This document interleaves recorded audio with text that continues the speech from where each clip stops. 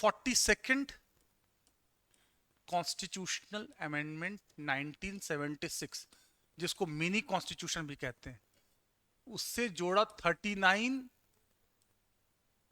Big ए, small ए नहीं, adequate livelihood नहीं है ये। फिर हो गया 43 बिग ए और आर्टिकल 48 बिग ए। और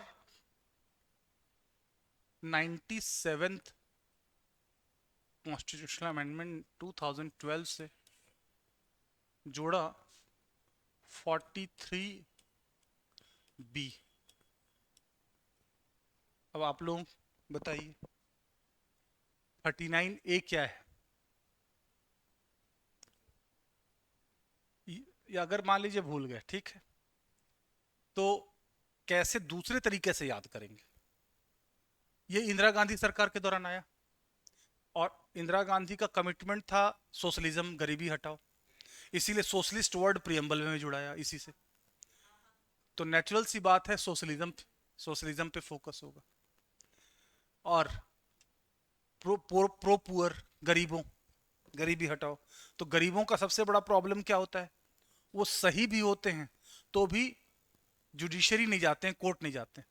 उनको लगता है इतना महंगा वकील करना पड़ेगा, बार बार तारीख पे तारीख होगा, कोर्ट में बार जाना पड़ेगा, काम छोड़ के जाना पड़ेगा। और तो वो सही भी रहते हैं तब भी जस्टिस नहीं मांगते, और महंगा वकील करना पड़ेगा।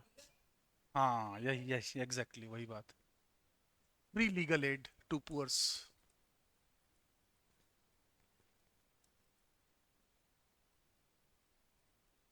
For equality of justice.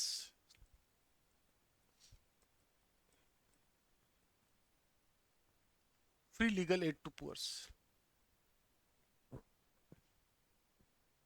अगर कोई गरीब है, महंगा वकील नहीं कर सकता है, महंगा क्या वकील नहीं कर सकता है, तो सरकार उसको प्रोवाइड करेगी, उसको भी अपना केस लड़ने का अधिकार है।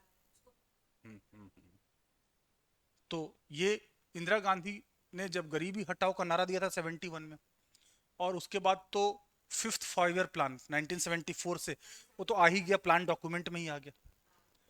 फिर बुश 20 सूत्री कार्यक्रम चलाया था 1975 में, गरीबी हटाओ।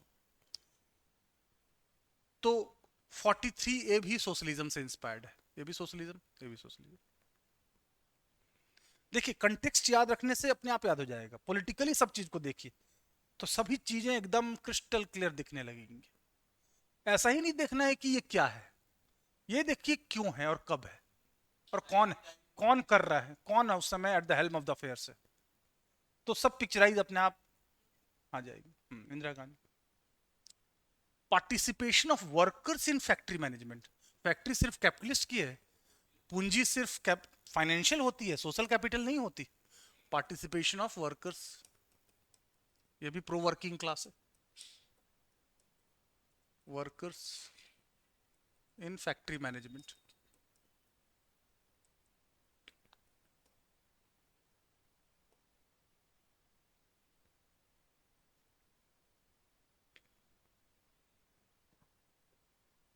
ये दो तो सोशलिज्म से, लेकिन दुनिया का फर्स्ट समिट ऑन एनवायरनमेंट हुआ था 1972 स्टॉकहोम में, जिसमें इंदिरा गांधी खुद भारत का रिप्रेजेंटेशन की थी प्राइम मिनिस्टर के रूप में।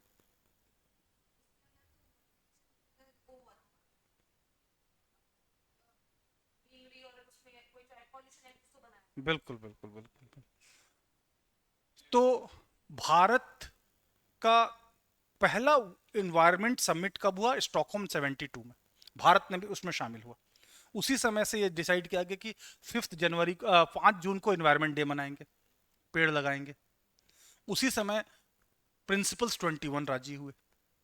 उसी समय इंदिरा गांधी भारत का रिप्रेजेंटेशन की, भारत का इंटरनेशनल कमिटमेंट हो गया। तो forest wild life and wild life preservation 1972 के बाद आप देखिए, फॉरेस्ट और वाइल्ड लाइफ के लिए कई एक्ट पास किए गए, प्रोजेक्ट टाइगर स्टार्ट किया गया 73 में। फिर उसके बाद फॉरेस्ट को लाया गया था कंकरेंट लिस्ट में। फिर उसको फंडामेंटल ड्यूटीज में भी जोड़ा गया। तो ये सब चीज़ें, क्योंकि बायोडाइवर्सिटी है, क्लाइमेट चेंज है, पॉल्यूशन है, ग्लोबल वार्मिंग है, ग्रीन हाउस इफेक्ट है, ओजोन लेयर डिप्लीशन है, एसिड रेन है, ये सब सुना है आप लोगों ने? इन सभी को पहले माना जाता था कि रीजनल प्रॉब्लम है या नेशनल प्रॉब्लम है, लेकिन 72 स्टॉकहोम में पहली बार एक्नॉलेज किया गया कि ये ग्लोबल प्रॉब्लम है। इसलिए इसमें ग्लोबल एफर्ट की जरूरत है, क्योंकि इन्वायरमेंटल प्रॉब्लम किसी पॉलिटिकल बाउंड्रीज को देख के नहीं आती। तीनों समझ में आ गया? तो फॉरेस्ट, नेचर, नेचर को हाईलाइट कौन करता है? Liberalism, theory of natural selection, Hobbes, Locke, Rousseau अगर पढ़ेंगे आप लोग तो उसमें आता है कि भाई नेचर को हाईलाइट करना और नेचुरल राइट्स की बात करना, नेचुरल लॉज की बात करना, वो नेचर की बात करना लिबरलिज्म। हाँ, नेचर।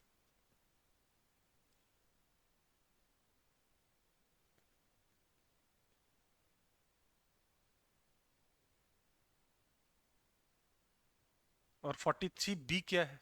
ये तो आप लोगों को पता ही है, पहले भी बताया है कई बार। 97th अमेंडमेंट से ही तो जोड़े ना, 19(1)(c), 43(b), cooperatives, promotion of cooperatives by the state।